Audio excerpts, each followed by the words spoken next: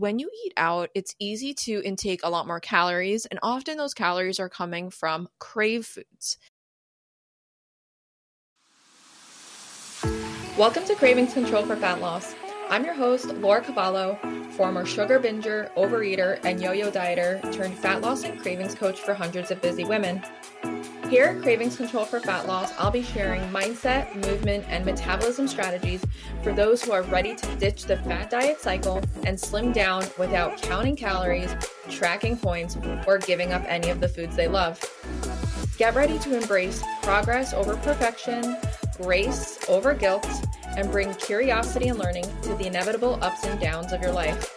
Expect a decrease in your cravings while seeing and feeling an improvement in how you look, how you feel, and your overall quality of life. I am so excited you're here, boo. Let's get started. Welcome to another episode of Cravings Control for Fat Loss. My name is Laura Cavallo, your cravings and fat loss coach.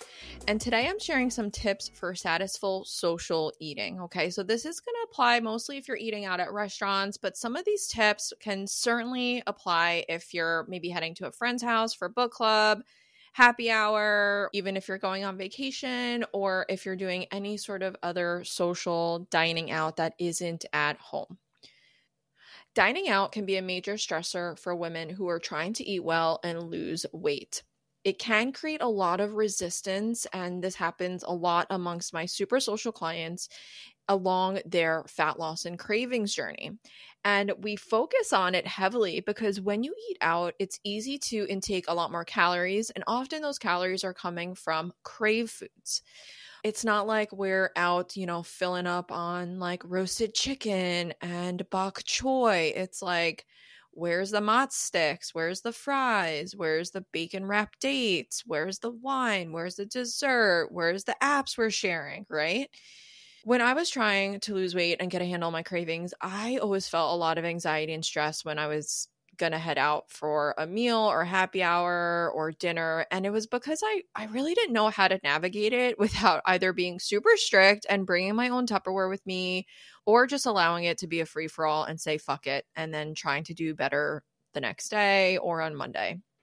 The amazing thing about Satisfull plates is that it builds in that 80-20 of moderate eating that we hear so much about. It gives you that guide and it gives you that structure, okay? And what I mean by 80-20 is that 80% is coming from more nutrient-dense foods and 20% is coming from more of our crave foods, okay? Eating at home will certainly help you have more control over that 80-20 percentage by choosing the types of foods you're eating, what's added in, and making sure you're getting that 1 to 2 palm size amounts of lean and detox with a smaller portion of crave. But when you eat out, you don't have as much control over, say, that 80-20. And so it might drop to more 60% nutrient-dense foods, 40% more crave foods, or 70-30. The amazing thing about Satisfull plates is that first, you don't have to wait to get back on track the next day. You can just start with the next meal. And the second thing is that you can use the Satisfull plate guide to help you make better choices when eating out, right? Knowing like, okay, I need to find the lean. I need to find the detox. These foods are part of crave. I need to have a little bit less of them.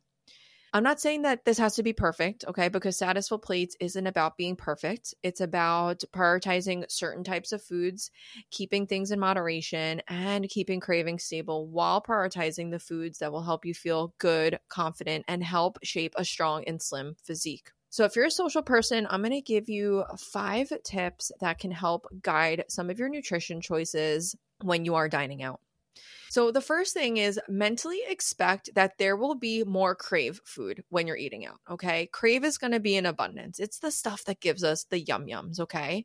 So your goal is to focus on finding that lean and finding that detox and getting more of it when you're eating out, okay? And I like to suggest doing that by first is ordering extra protein and veggies with any meal that you order out, okay? Eating it with it or having it on the side. So for example, if you're doing like a chicken tikka masala, okay, from an Indian restaurant, you might say like, can I have extra chicken? Can I have a side of steamed veggies?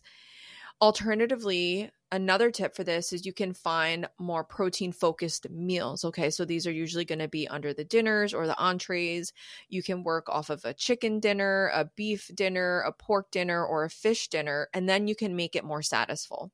So, for example, if I see the pork chop with mashed potatoes and green beans, what I can say is like, I'd like to order the pork chop. Can you hold the potatoes and get extra veggies, right? Knowing that I might get some extra crave from either the sauces or the wine or the appetizers that I'm having. Okay. So those are just two little tips when you are ordering off of a menu or dining out, how to really prioritize more lean and detox. And another tip here when you are dining out and trying to find that lean and detox, if you're with a group of people and everyone's doing like family style and we're just ordering a bunch of stuff and we're all eating off the same plate, that's totally fine. Okay. Just know that like the apps, the dessert, the alcohol, that's going to all be crave, right? So how can you ensure that you find that lean and detox for yourself? It might mean that you order a side salad for yourself, right? Or maybe off of the apps, you're trying to find more of those lean forward appetizers like the steak tartare or the wings or like the smoked fish dip. Okay. So at least you know you're prioritizing that lean within your food choices, even if you're sharing with people. And so just remember, like if you're not eating out as much, right, then like a more crave heavy meal isn't going to break the bank, right? As long as we're not like having 27 glasses of wine and having 37 desserts, right? Like one meal isn't going to break the bank. But if you are eating out more consistently, then try to practice these above strategies and get into the habit, get into the routine, build the skill of ordering out more Satisfull. Okay. It's going to take practice. It's going to take time. Hey there, boo. I'm excited to share that registration is open for the free 7-day Cravings Cleanup Challenge, a nutrition challenge to help you reduce mindless snacking, afternoon cravings, and nighttime overeating by up to 50% using one simple habit. If you're someone who has tried to use willpower, self-control, not keeping foods in the house, just having water or healthy food swaps, and they haven't worked, then this program is for you. This will be the 6th round of the Cravings Cleanup Challenge, and we've helped nearly 80 women so far. I want to invite you to join them and take the first step in your cravings and fat loss journey without the gimmicks, without the fads, and without the stress. Click the link below to save your spot. We start Sunday, February 11th and go through Sunday, February 18th. I can't wait to see you there. The second tip I have for you is that when you're eating out, more crave foods, things like sauces, butters, noodles, wine, appetizers, think about having half of the portion that is served to you. Okay. And this is going to be easier at a restaurant than maybe with takeout. But if you can mentally prepare yourself for, I'm going to have some, right? I'm not going to eat this whole bowl of noodles or I'm not going to have the whole dessert. It helps your habits follow through with the mental thought process of like, all right, let me just grab like a to-go box right away so I can just put half in a to-go and I'm just going to eat this. And so this habit just helps you consume less overall calories, right? It helps you maintain a smaller portion size because often when we're eating out, not everywhere, but often we're always overserved food that we typically don't really need. And so just mentally being okay with needing to take some food home and having a little takeout box for you. The third tip, and this is something that you can actually do before you head out, is to have a protein preload before going out. So this is having either a protein shake, some hard-boiled eggs, or even a piece of chicken before you head out so that you're not going into whatever meal, whatever restaurant, whatever happy hour starving. It'll also help you feel a little bit full heading into your meal so that you're not just ordering whatever sounds good, right? Whatever like you're kind of hungry for in that moment. You can actually bring some awareness, bring some mindfulness to your decision making and say, okay, like what is Satisfull? Like what am I going to enjoy eating that's still satisfying, but is somewhere along the lines of Satisfull plates and Satisfull eating? And so protein preload can be super helpful. Again, taking the edge off, helping you feel a little full so that you're not starving heading into any of these meals. The fourth tip is around alcohol. Okay. Alcohol makes you eat more in the moment. It makes you eat more in the days after because you're a little hungover.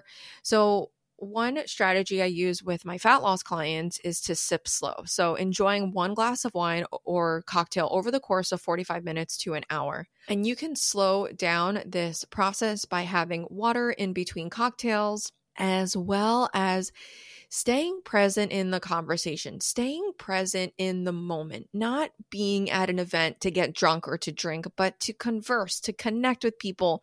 Why are you there?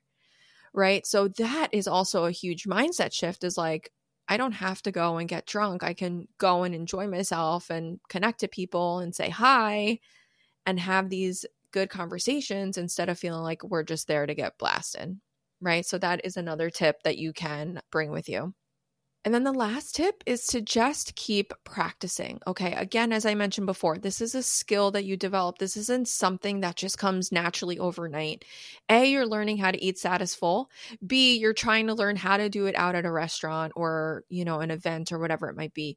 So don't be afraid to ask if you can do modifications. Don't be afraid to be the person that orders a side salad or a side veggie. Don't be afraid to be the person that says like, no extra butter, no extra salt. That is fine. Okay.